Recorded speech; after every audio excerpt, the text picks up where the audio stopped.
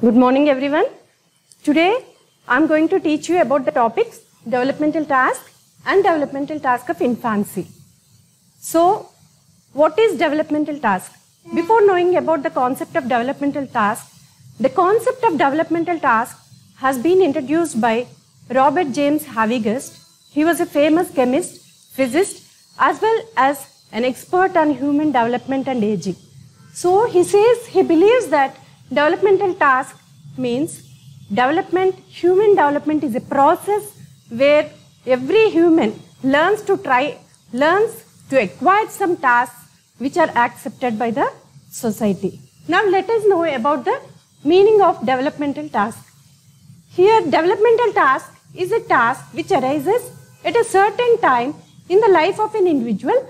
Success achievements leads to happiness and also success in the later task, while failure leads to unhappiness and difficulty with later task. Here you know which arises at a certain period. Certain period is in the sense it is a sensitive period. Sensitive period in the sense the person is he is ready to acquire any ability. He is ready to acquire to do any task. That is called sensitive period. That means he will be able to do any task at a sensitive time. So that is called a sensitive certain time. So here, for example, a child, if you take a child, he can walk at the age of 15 months. So he can walk, that is a sensitive period for him. That means he is ready to walk without any support. So by that we can know that a child can attain a certain task, that is walking is a task here.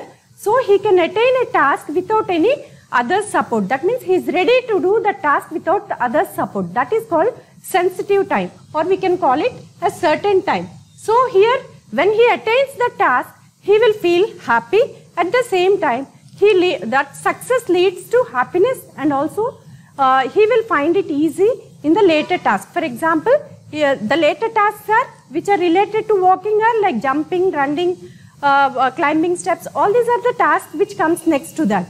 So all these tasks can be attained easily without any support in the later task also. He finds it easy. When he walks at the age of certain time, he will be able to acquire the other skills also without any difficulty. If he fails in walking at the age of 15 months, definitely he finds the other tasks also difficult. That is called developmental task.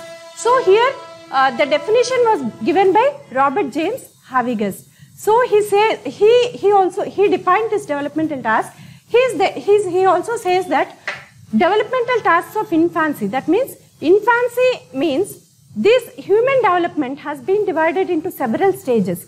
For example, see human development, like we call it from birth to 2 years, we call it as infancy stage, and after that 3 to 6 years we call it as early childhood, and from 2 to 3 years we call it as toddlerhood stage, and after that 3 to 6 years we call it as early childhood stage, and the process goes on late childhood, adolescence, puberty, all these stages human development will be passed. So here now we are going to discuss about the developmental task during infancy. That means what are the tasks he has to attain during infancy. That means from birth to 2 years what he has to do.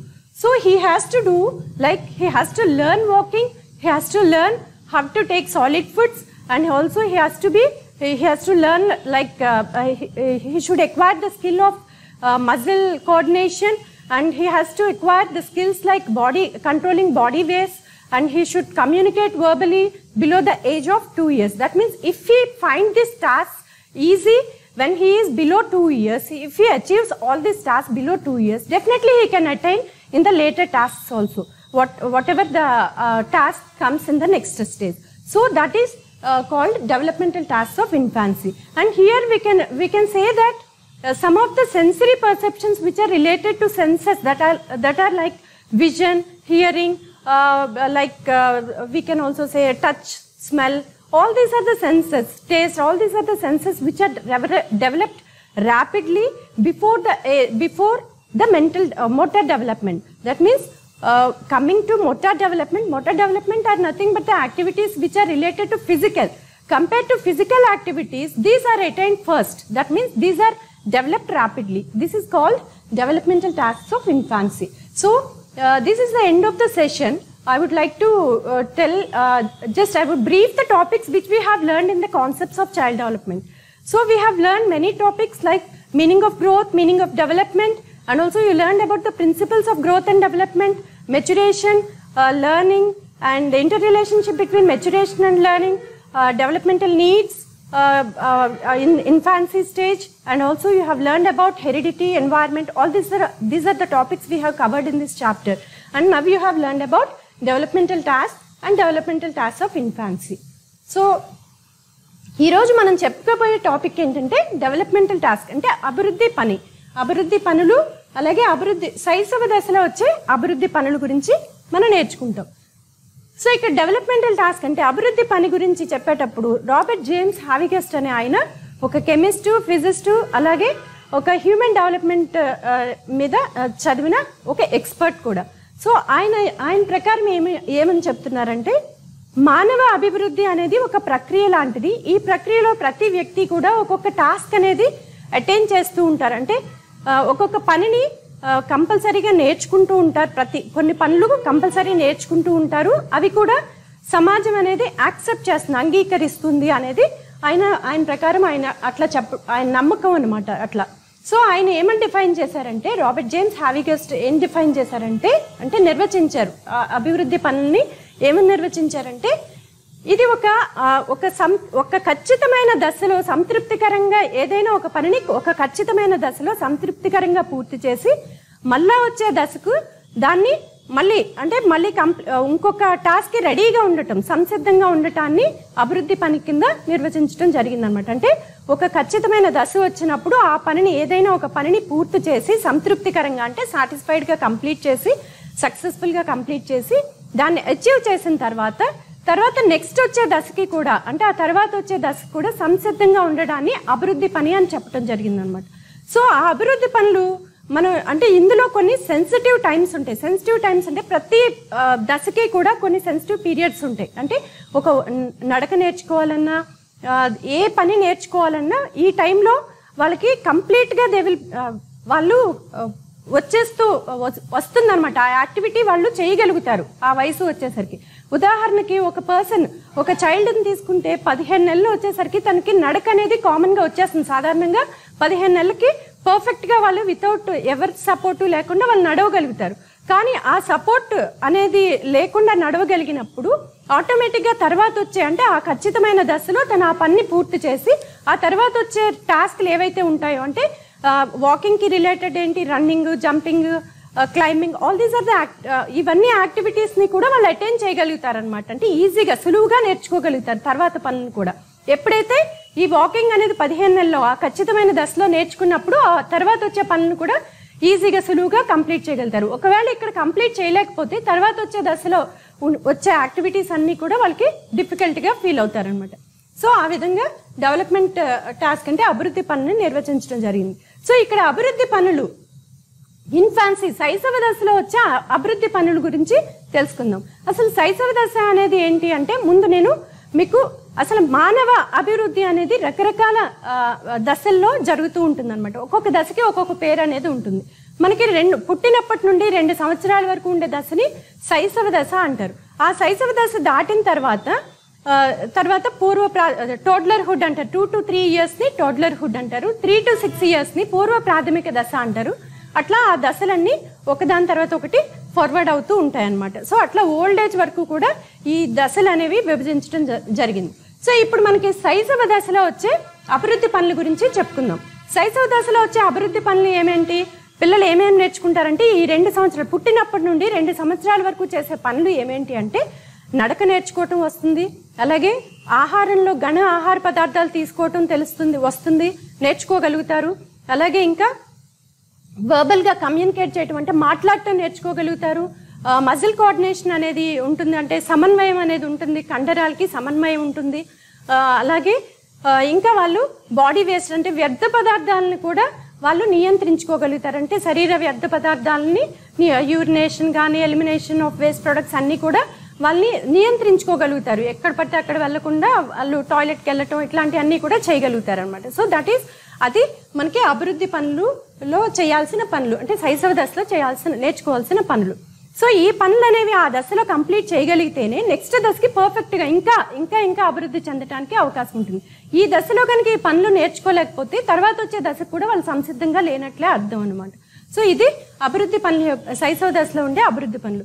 అలాగే దీంట్లో ఏంటి అంటే ఇంద్రియ గ్రహణ శక్తికి సంబంధించిన, అంటే sensory పర్సెప్షన్స్కి సంబంధించిన టచ్ కానీ, అంటే స్పర్శ కానీ, టేస్ట్ కానీ, రుచి కానీ, స్మెల్, తర్వాత హియరింగ్, వినికిడి, చూపు, ఇవన్నీ కూడా చాలా వేగంగా అభివృద్ధి చెందుతాయి. అంటే అంటే చిన్న పిల్లలుగా ఉన్నప్పుడే నెల వయసులోనే ఇవి తొందరగా వేగంగా అభివృద్ధి చెందుతాయి కంపేర్ టు చలన అభివృద్ధి కంటే కూడా. చలన అభివృద్ధి అంటే శారీరక అభివృద్ధి కంటే కూడా ఈ అభివృద్ధి, ఇంద్రియ గ్రహణ శక్తులన్నీ కూడా తొందరగా వేగంగా అభివృద్ధి చెందుతాయి అన్నమాట. సో ఇది మనం అభివృద్ధి ఇన్ఫాన్సీ స్టేజ్లో వచ్చే అభివృద్ధి దశల గురించి చెప్పుకోవటం జరిగింది, అభివృద్ధి పనుల గురించి చెప్పుకోవటం జరిగింది. So now I would like to give, already I have briefed the topic. తెలుగులో కూడా ఒకసారి చెప్పుకుందాం. మనం ఈ టాపిక్లో మనం నేర్చుకున్న టాపిక్స్ ఏమేంటి అంటే అభివృద్ధి గురించి నేర్చుకున్నాము, పెరుగుదల అంటే ఏంటి, అభివృద్ధి పెరుగుదల గల సూత్రాల గురించి, అలాగే పరిపక్వత గురించి, ఎన్వైర్న్మెంట్ పరిసరాల గురించి, హెరిడిటీ అనువంశికత అనొచ్చు, వంశపారపర్యం అని కూడా అనొచ్చు, అనువంశకత గురించి నేర్చుకున్నారు. అలాగే ఇంటర్ రిలేషన్షిప్ బిట్వీన్ మెచ్యురేషన్, పరిపక్వత అభ్యసనకు మధ్య ఉండే పరస్పర సంబంధం గురించి నేర్చుకోవడం జరిగింది. సో అలాగే ఇంకా డెవలప్మెంటల్ నీడ్స్, అభివృద్ధి పనులు అంటే ఏంటి అనేది తెలుసుకున్నారు. ఇప్పుడు